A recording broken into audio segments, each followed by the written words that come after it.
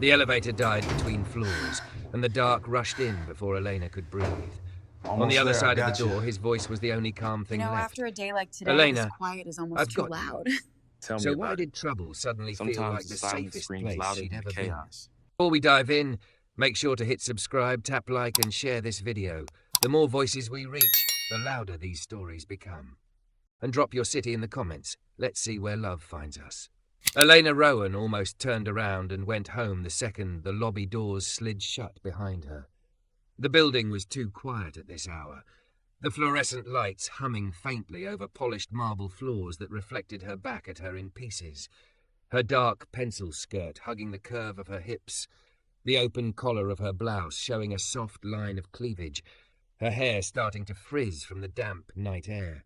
She looked like every version of a woman who stayed late for everyone else's emergencies and went home alone to her own. Her heels clicked too loud. She hated that sound tonight. It made her feel like she was announcing her frustration to the empty space, like every step screamed, "I'm tired and no one cares." She adjusted her bag on her shoulder and headed toward the elevator. All she needed was her laptop from the office upstairs. 5 minutes. In and out. Then she could strip out of this too-tight skirt, wipe off the makeup stretched over her tired features, and lie in bed with something mindless playing until her brain stopped replaying the day's insults. But the universe had a sense of humor. The elevator wasn't waiting with its doors open like it usually was this late. Instead, the metal doors were parted just enough to see a bent knee, a broad shoulder, a hand holding a small flashlight. She slowed. A man was crouched in front of the open control panel, tools laid out in a small, orderly line beside him. The harsh overhead light cut across his back, catching on the deep brown of his skin and the clean line of his close-cropped hair. His charcoal work shirt pulled over thick shoulders in a way that told her he actually did physical work, not just wore uniforms for show. He hadn't seen her yet. For a second, she considered quietly turning and taking the stairs. But 6 floors in heels? With her lower back already throbbing and her knees complaining with every step? No, absolutely not. She cleared her throat. He looked up, eyes meeting hers with unhurried calm. There was no jolt of surprise, no flustered scrambling like people usually did when she caught them off guard. Just a quiet assessment, head tilted slightly, his gaze steady but not invasive. "Evening," he said. His voice hit her first, low, warm, like it had weight and patience. "Is the elevator broken?" she asked, irritation slipping through before she could dress it up. "Just acting up." He turned back to the panel, tightening something with a practiced twist. "I'm fixing it." "How long?" "Couple minutes." Her jaw clenched. Her feet ached. Her bra underwire felt like a personal attack. "I don't have a couple of minutes. I just need to run upstairs, grab my laptop and leave." He didn't bother to look up this time. "Then you definitely need it to be working." She glared at the back of his head, annoyed at his logic, and even more annoyed that it was correct. Her hands curled around the strap of her bag, fingers pressing into the leather. She watched his hands instead. They were big, brown, and roughened in a way that spoke of real work, not the kind done on keyboards and touchscreens.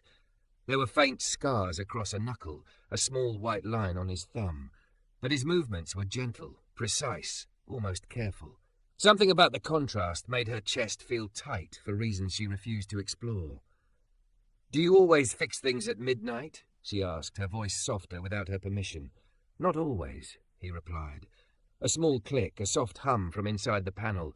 "But things don't ask what time it is before they break." She huffed.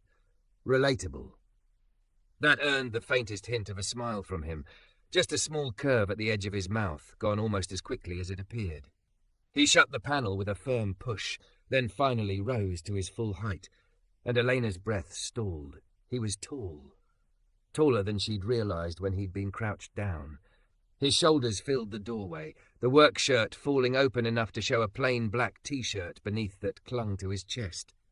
His eyes were a deep, steady brown that somehow felt like they saw too much without him saying anything at all. He pressed the call button.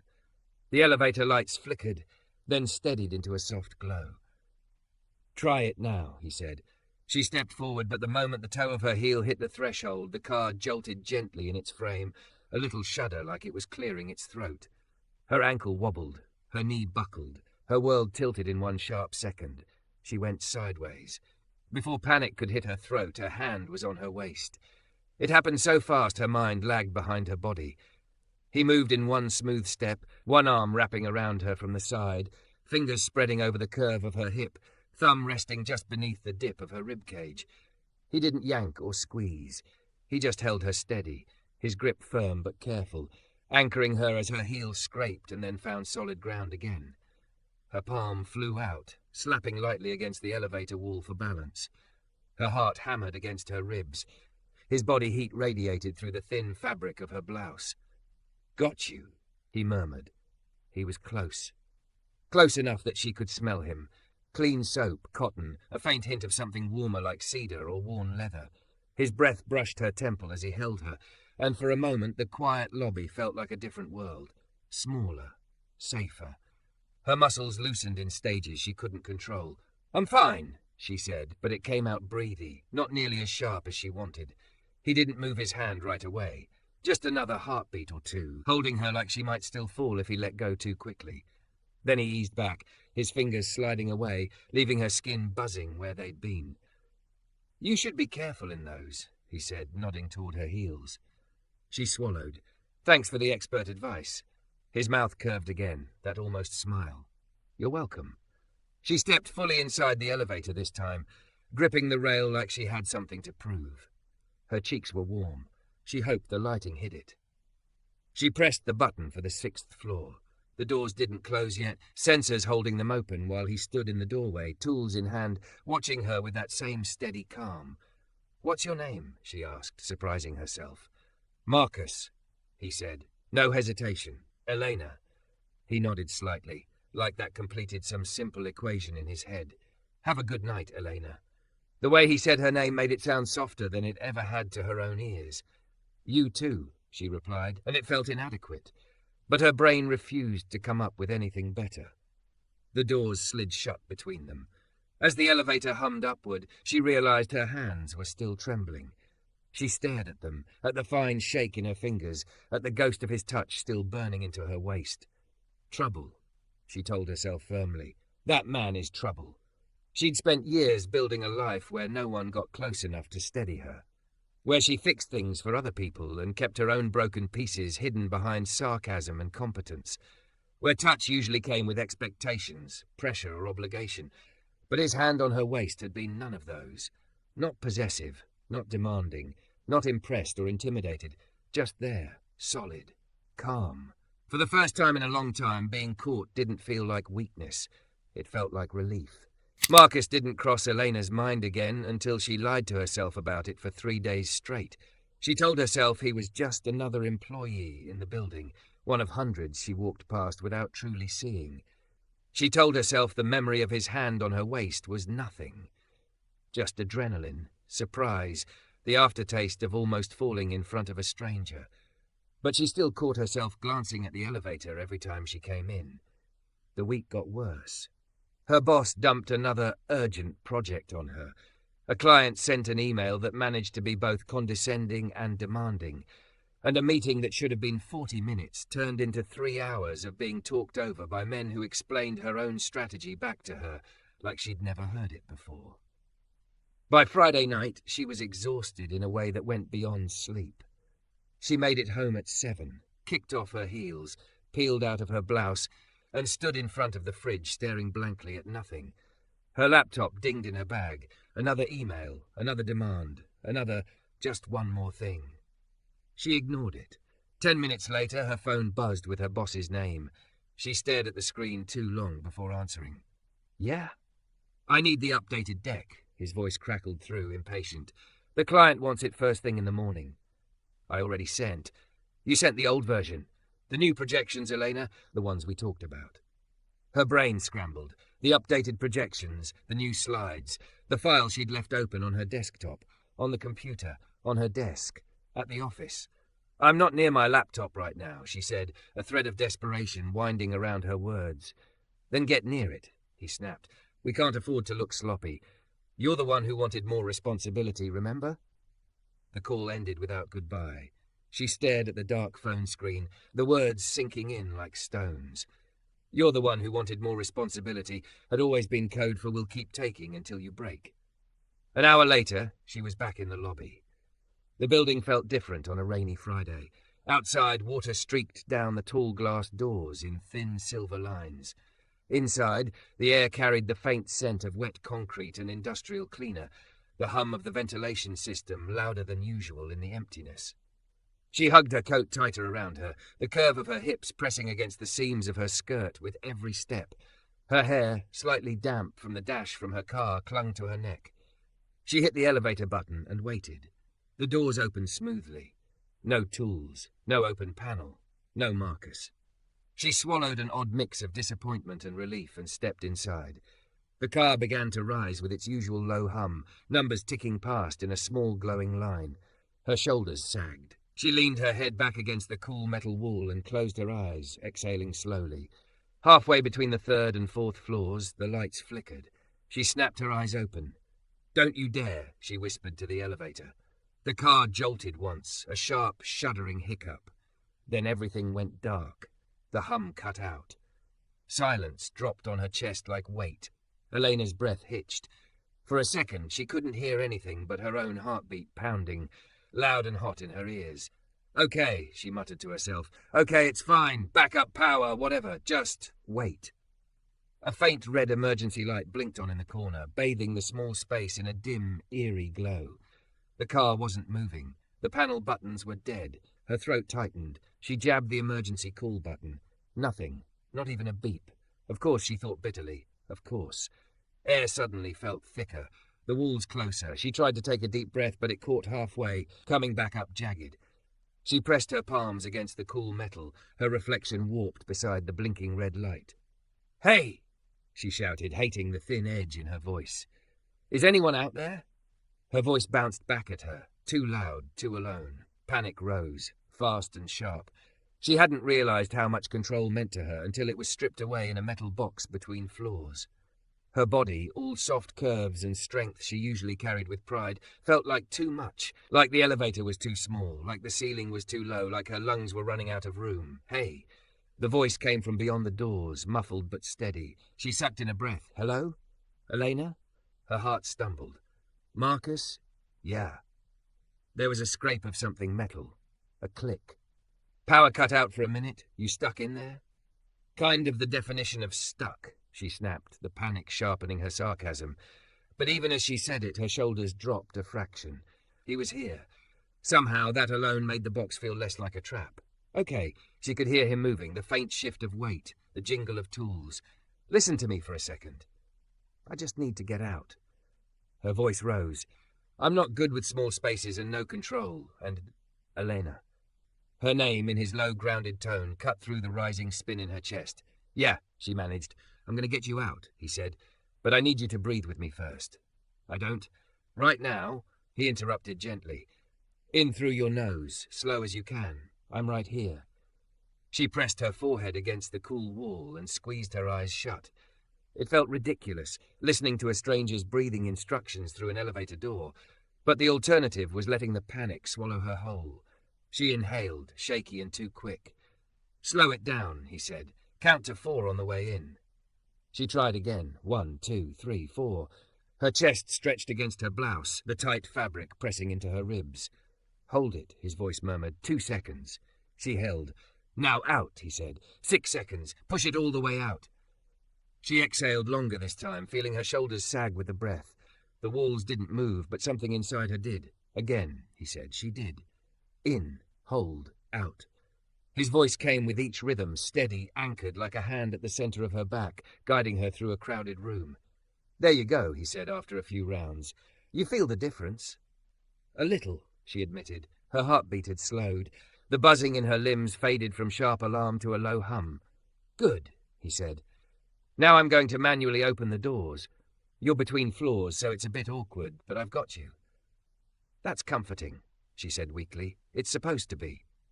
She could hear the smile in his voice. There was a metallic clunk, then a groan of old metal as the inner doors trembled. Light spilled in as a narrow gap widened, revealing Marcus's face in the dim hallway beyond. His features relaxed when he saw her. "Hey," he said quietly. She laughed once, the sound half hysterical, half relieved. "Hey, okay." He slid his hands along the edge of the door and pulled. Muscles shifted under his shirt, forearms flexing. The gap widened, painfully slow, until the doors were open enough for her to see that the elevator floor was about 2 feet higher than the hallway floor. "You're going to have to sit on the edge and slide down," he said. "I'll be right in front of you." She stared at the drop. Not huge, but not nothing either. "If I fall." "You won't," he said, and somehow she believed him before he even moved. "Elena?" "Yeah?" "My hands are right here." He stepped closer, filling the space beneath her with his presence, looking up at her through the gap. He extended his arms, palms open. Those same hands she remembered, steady and sure. Her throat tightened for a different reason. She lowered herself until she was perched on the edge of the elevator floor, skirt pulling tight across the backs of her thighs. The metal felt cold through the fabric. Her heart thumped in her chest. "Okay," he said, voice quiet. "Slide toward me. I've got you." She let herself scoot forward. Gravity tipped her weight toward him, and fear flickered again, sharp and reflexive. Then his hands closed around her. One hand cupped the back of her thigh, fingers wide and careful, the other braced at her waist. He guided her down slowly, her body moving off the edge in a controlled fall that never actually felt like falling. His touch was strong but gentle, like every part of him was focused on making sure she felt safe. Her hands automatically found his shoulders, fingers curling into the fabric of his shirt. His chest brushed against her as her feet searched for the ground. He lowered her those last few inches, letting her find balance before loosening his grip. For a second, the world shrank to where his hands held her. Her breath came out in a shudder. She didn't let go of his shoulders. "You okay?" he asked, eyes searching her face. She nodded, then realized faintly that the nod wasn't convincing. "I will be."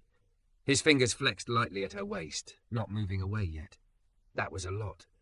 "Getting trapped in a metal box between floors?" She said weakly. "Yeah, you could say that." He let out a low breath that might have been a laugh. "You handled it." "Pretty sure I was seconds away from clawing at the walls." "Maybe." His gaze softened. "But you still listened. Still breathed. That counts for something." Something loosened inside her, something that had been wound tight for years. She realized suddenly how close they were, how his hands were still on her, how her fingers were still curled into his shirt, how the hallway around them was lit only by emergency strips along the floor, turning everything soft and strange. "Marcus," she said quietly, more to feel his name than anything else. "Yeah?" "Your trouble," she murmured. His mouth curved slow and real this time.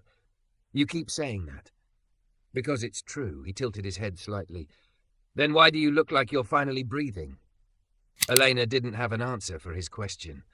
"Why do you look like you're finally breathing?" Because his hands were still on her. Because the hallway was dim and quiet, and for the first time all week she wasn't bracing for the next email, the next demand, the next little cut into her self-worth.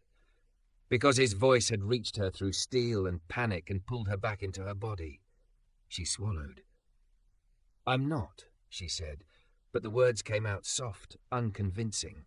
His thumb brushed unconsciously against her waist, a tiny shift of contact that sent a quiet shock through her. He seemed to realize he was still touching her at the same time she did. Slowly, deliberately, he let his hands fall away, giving her space that her body didn't quite want. "You are," he replied gently. "That's what it looks like." She stared at him, trying to find some smart remark, something to wrap around herself like armor. "I hate that elevator." She muttered instead. "Elevator didn't do anything to you," he said, lips tugging into that almost smile. "Just stopped. You were the one trapped with your own thoughts." She let out a breathy laugh that sounded too close to a sob. "You trying to moonlight as a therapist now?" "No," he said. "Just a guy who spends a lot of time fixing stuck things." Their eyes held for a moment. Her heart did that strange double beat again. He gestured toward the end of the hallway. "Come on, you probably shouldn't hang out in a dead zone. Emergency lights are trash on this floor." She hesitated, then nodded. Her knees still felt wobbly. When she took a step, so did he, walking just close enough that if she stumbled, she knew he'd be there. They reached the stairwell door. He pushed it open for her, letting her go first. The air inside was cooler, carrying faint echoes of distant footsteps and humming vents. She started down carefully, one hand gripping the rail, the other holding her bag tight. Half a flight down, her heel slipped on a faint patch of moisture. His hand caught her elbow instantly, fingers rapping gently but firmly. "Easy," he murmured. She steadied, pulse racing more from his touch than the slip. "You really are everywhere, aren't you?" "Part of the job," he said. "Keep people from breaking themselves on the building." She wanted to ask who kept him from breaking. The question felt too intimate on her tongue, so she swallowed it. They reached the next landing. She sat abruptly on the lower step, the adrenaline finally catching up to her. The skirt pulled tight across her thighs, pressing into her soft curves. For once, she didn't care how she looked. This didn't feel like a scene where appearances mattered. She leaned forward, elbows on her knees, fingers digging into her hair. "I shouldn't be this shaken," she muttered. "It's just an elevator." Marcus stayed standing for a beat, then lowered himself onto the step beside her, leaving a respectful space between them, but close enough that she could feel the warmth of him. "It's not just the elevator," he said. "It's everything that was already heavy before the box stopped moving."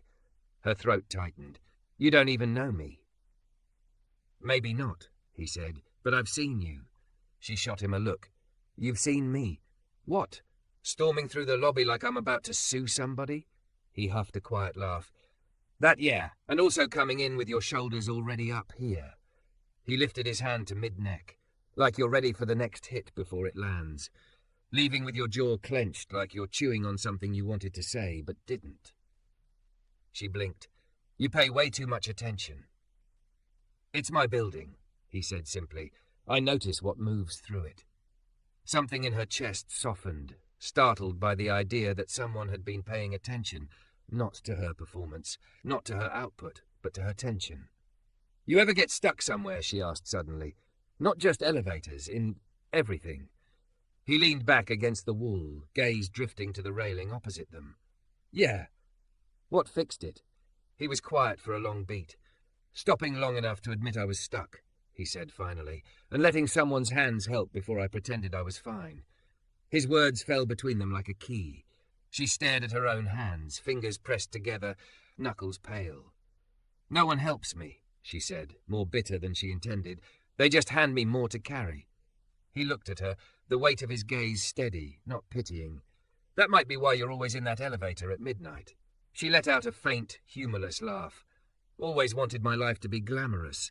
Turns out it's just fluorescent lighting and emergency exits." "Could be worse," he said. "Could be fluorescent lighting, emergency exits, and no one on the other side of the door when you're stuck." She swallowed. His hand slid lightly along the step between them, palm up, not touching her, but close enough that she could reach if she wanted. "You're shaking again," he said softly. "You may not feel it, but I can see it." She glanced down. Her knees did have a tiny tremor, her leg bouncing restlessly. "Give me your hand," he said. It wasn't a command. It was an invitation wrapped in warm air and low sound. She hesitated, every instinct screaming at her to keep herself to herself, to handle it alone, to never need anyone. Then she set her bag down, exhaled slowly, and let her fingers slide into his palm. His hand closed around hers gently, his skin warm and calloused. His thumb brushed once over the back of her hand, then stilled, a quiet anchor. "Same breathing as before," he murmured. "In for 4, hold for 2, out for 6. She followed his count, this time with her hand in his. The first breath hurt, catching at the top like it had to fight past all the things she kept unsaid. The second came easier. By the third, she wasn't thinking about the elevator or the dark or the way the walls had seemed to press in. She was thinking about his thumb moving in slow, soothing circles against her skin. She opened her eyes. He was watching her, his expression soft, brow relaxed. "Better?" he asked. She nodded, unable to speak around the lump in her throat. "That's what peace feels like," he said quietly. "Not the absence of noise, just enough steadiness inside you to hear your own heartbeat without panicking." "Is that what you are?" she whispered, surprising herself. "Steadiness?" "Most days," he said. "Today, at least." "I called you trouble," she reminded him. His lips curved. "Maybe peace looks like trouble when you're used to living on fire." The words sank into her, deep and unsettlingly true. Her phone buzzed in her bag, startling her. She flinched, grip tightening around his hand. He looked at the bag, then at her. "You don't have to answer that. It's probably my boss," she said. "Then you definitely don't have to answer that." She laughed, a small disbelieving sound. "It doesn't work like that." "Sure it does," he said. "You just don't use the feature." She stared at the bag. The buzzing stopped. A second later, the screen lit up again with another buzz. A call this time. Her chest tightened. "You can sit here for 30 seconds without fixing someone else's panic," he said. "He'll survive." She looked at him, at their joined hands, at the quiet certainty in his eyes. The phone buzzed again. She inhaled, held it, then let it go slowly. She didn't reach for the bag. For the first time in years, she let a call go without inventing an excuse or apology in her head. The silence that followed felt huge, like a spacious room in a house she hadn't known she owned. "That," Marcus murmured, "is you choosing yourself." She blinked back a sudden sting of tears. "Why do you care?" He looked at her like the answer was obvious. "Because you look like someone who's been holding their breath for a long time." Her throat closed. "And you want to be the guy who reminds me how to breathe?" "No," he said. "I just don't want to be another person who makes it harder." Her fingers tightened around his. He didn't pull away. They sat there for a long moment, the stairwell humming softly around them, the world outside still turning without her. "Do you always work nights?" she asked eventually. "Mostly," he said. "Less people, more time to actually fix things instead of just patching them." She smiled faintly. "Makes sense." "You?" he asked. "You always let your job drag you back like this?" She winced. "Apparently. Maybe you don't have to," he said. "What, quit?" she snorted. "Yeah, I'll just tell my rent to calm down." He shrugged. "Not saying right now. Just maybe start small. Let one call go. Leave one email till morning. Take one breath with nobody's name on it but yours." Her chest squeezed. "You talk like someone who's had to walk out of a fire." "Maybe I have," he said. "Maybe I just like watching people realize the door's unlocked." The simplicity of it made her want to cry and laugh at the same time. Footsteps echoed faintly from somewhere above, distant and not for them. Time started to feel real again. "You still need that laptop?" he asked. She blinked. "Oh, yeah, right. The whole reason I was here." He rose first, then offered his free hand to help her up, never dropping the one already holding hers. When she took it, he pulled her to her feet with an ease that made her feel lighter than she knew she was. They walked the rest of the stairs together. He didn't rush. When they reached her floor, he keyed open the door with a badge she didn't recognize, holding it for her like they'd done this 100 times. At her office door, she hesitated. "You don't have to wait," she said. "I'll just grab it and go." "I know," he replied. "I'll still be here when you come out." She didn't know why that sentence threatened to undo her. 5 minutes later, laptop in hand, bag heavier, but her heart strangely less so, she stepped back into the hallway. Marcus was leaning against the wall opposite, arms folded loosely, head tipped back. He straightened when he saw her. "Ready?" "Not really," she said honestly. "But yeah." They walked back toward the stairwell. She bypassed the elevator without even glancing at it. "You're skipping your favorite metal box," he teased. "Traitorous thing doesn't deserve me," she said. At the stairwell door, she paused. The words were out before she could overthink them. "Do you ever take a break, like a real one? Not fixing things. Just existing." He lifted a shoulder. "Sometimes. There's a bench out back near the loading dock. No cameras. Good place to sit when the world's loud." She pictured it. Rain-damp concrete and metal bench, his tall frame hunched slightly forward, hands loose between his knees, breathing slow. "Show me," she said. His brows rose just a little, like she'd surprised him. Then he nodded. They went down together, footsteps echoing in an easy rhythm.